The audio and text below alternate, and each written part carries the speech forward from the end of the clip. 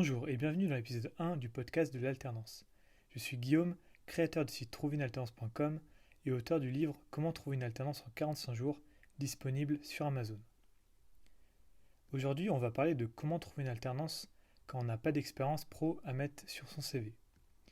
Avant ça, je vais revenir brièvement sur mon parcours et expliquer quels sont les avantages de l'alternance selon moi, car trouver une alternance c'est bien, mais encore faut-il savoir pourquoi faire de l'alternance.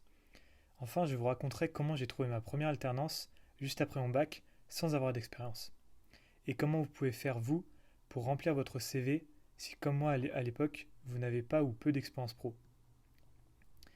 Alors tout d'abord, qui suis-je et quel est mon parcours? Je m'appelle Guillaume, j'ai 23 ans. Je suis alternant en master marketing digital dans un grand groupe français de télécommunications. Parti de rien à 18 ans, j'ai trouvé ma première alternance dans un magasin parisien. J'ai ensuite rejoint une agence de voyage et une agence marketing avant de me lancer sur Internet et de faire mon master en marketing digital. J'ai ainsi fait toutes mes études supérieures en alternance et j'ai trouvé toutes mes entreprises avec très peu d'aide, si ce n'est celle de mes proches et de mes professeurs. Lorsqu'on n'a jamais fait d'alternance, on peut vite se sentir perdu. Beaucoup d'étudiants veulent faire de l'alternance mais ne savent pas par où commencer, comment faire leur CV, comment trouver des offres, comment bien postuler et avoir des réponses à leur candidature. Certains pensent que l'alternance est une question d'expérience.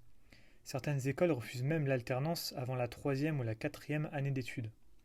Cependant, ce n'est pas une question d'expérience, puisque chaque année des étudiants font des BTS en alternance juste après le bac.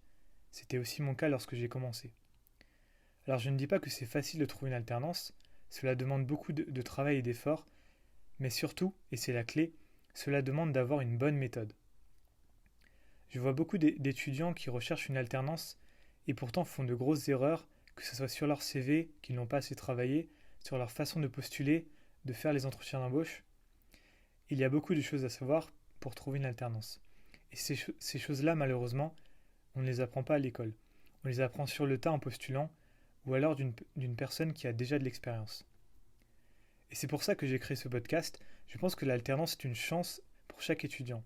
Pour l'égalité des chances, un étudiant qui n'a pas le soutien financier de ses parents peut rejoindre une grande école sans avoir besoin de prendre un crédit. C'est aussi une chance pour la vie étudiante. En effet, un avantage non négligeable est le salaire qu'on perçoit en tant qu'alternant.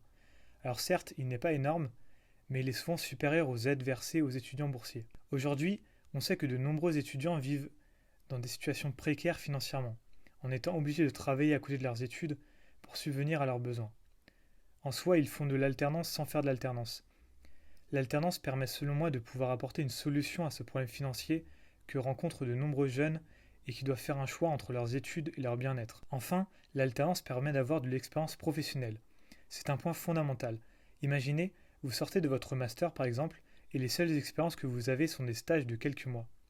À côté, un alternant a déjà passé plusieurs années en entreprise.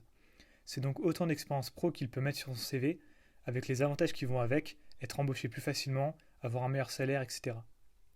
Vous l'aurez compris, l'alternance présente de nombreux avantages. Ne pas payer ses études, recevoir un salaire et obtenir de l'expérience professionnelle. Faire ses études en alternance est donc un peu le Graal pour certains étudiants. Mais encore faut-il trouver une alternance. Alors, comment on fait? Je vais vous raconter comment j'ai trouvé ma première alternance. J'avais 18 ans, j'étais en terminale, et à cette époque, j'étais au lycée, j'avais 2 expériences pro. Mon stage de 3e que j'avais fait dans un journal local, et un job d'été en peinture et manutention qui m'avait rapporté mon premier SMIC à mes 16 ans. Je préparais un bac scientifique, mais je voulais m'orienter dans le commerce après mon bac. J'avais identifié un BTS, le BTS Management des unités commerciales, le BTS MUC pour les intimes. Aujourd'hui, ce BTS s'appelle MCO, Management commercial opérationnel, et pour les plus anciens, ce BTS s'appelait BTS Action commerciale. Bref, un BTS dans le commerce, quoi. Le truc, c'est que moi, je venais d'une filière générale. J'apprenais les maths, la physique, la SVT, et je n'avais jamais vu de tableau de bord ou les techniques de vente. Je partais déjà avec un handicap par rapport aux étudiants qui étaient dans des filières technologiques, économiques ou professionnelles. Mais j'avais un avantage, j'aimais le commerce. Même si je n'avais jamais travaillé dans un magasin, même si je n'avais jamais étudié le commerce en cours, j'avais cette fibre commerciale. Et pour preuve, je me rappelle de ces petites expériences comme faire des brocantes en famille, vendre des calendriers pour une association, vendre du muguet le 1er mai, etc.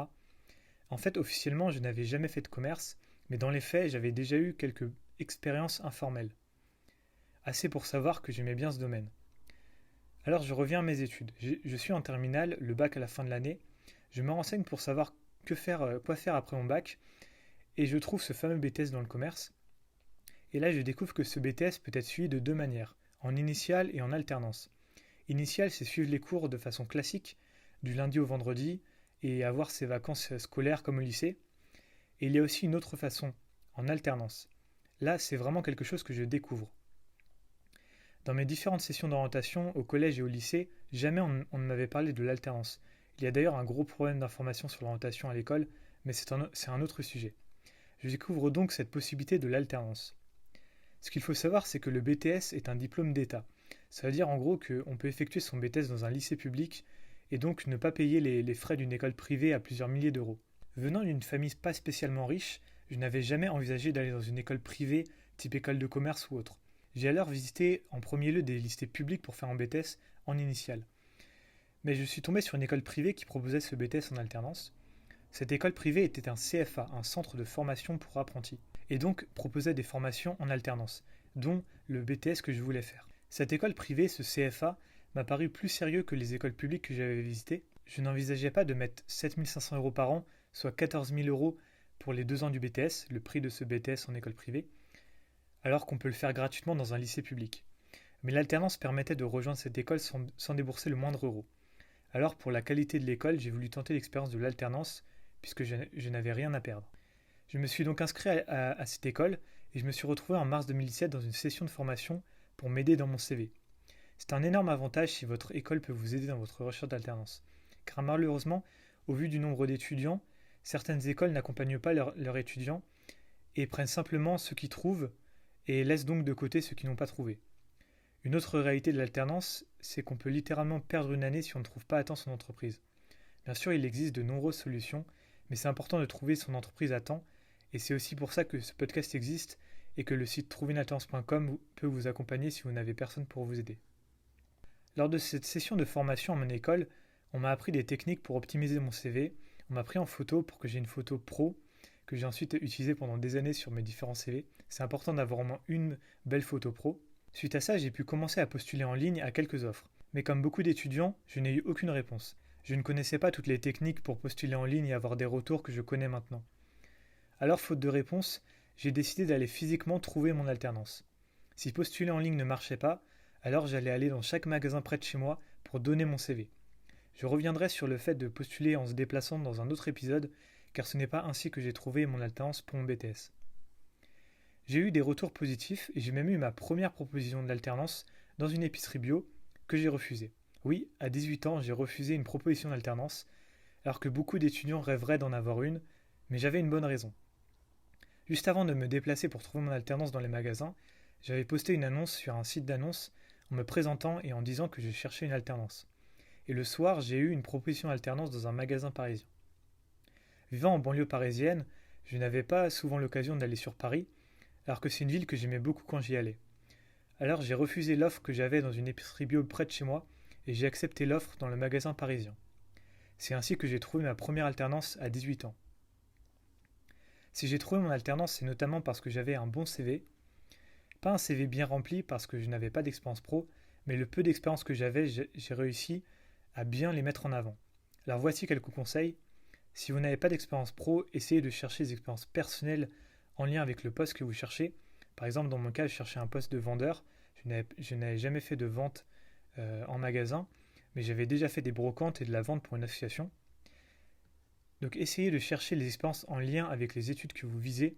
Et si vous vous dirigez vers faire ce type d'études, c'est qu'il y a une raison. Vous avez sûrement fait des choses en lien. Et bien tous ces éléments-là, mettez-les dans votre CV. C'est super important et ça prouvera aux recruteurs que même si vous n'avez pas d'expérience pro, eh bien vous ne partez pas vraiment de zéro. Ça montre votre motivation aussi. Les points à retenir de ce podcast. Si vous n'avez pas d'expérience pro, mettez vos expériences personnelles ou associatives en lien avec le poste que vous cherchez. N'ayez pas peur de vous déplacer pour trouver votre alternance. Multipliez les façons de postuler, vous déplacer, postuler à des offres, mettre des annonces sur Internet. Et surtout, faites-vous aider. Demandez à votre école s'ils accompagnent les étudiants. Et si ce n'est pas le cas, faites un tour sur notre site trouverunalternance.com. Si vous avez des questions sur l'alternance, envoyez-les moi par message sur Instagram, sur le compte Trouver une alternance, le lien est dans la description. Je vous donne rendez-vous lundi pour l'épisode 2 du podcast de l'alternance. On parlera de comment mettre en valeur ses expériences professionnelles sur son CV. Je vous raconterai comment j'ai utilisé ma première expérience dans le commerce et les tourner en avantage pour postuler dans le digital alors que ça n'avait aucun rapport à première vue. Vous verrez comment mettre en valeur chacune de vos expériences pro, même les plus petites ou celles qui n'ont pas de rapport direct avec le poste où vous postulez, pour transformer un CV banal en CV original et qui se démarque. Je vous dis à la semaine prochaine, salut!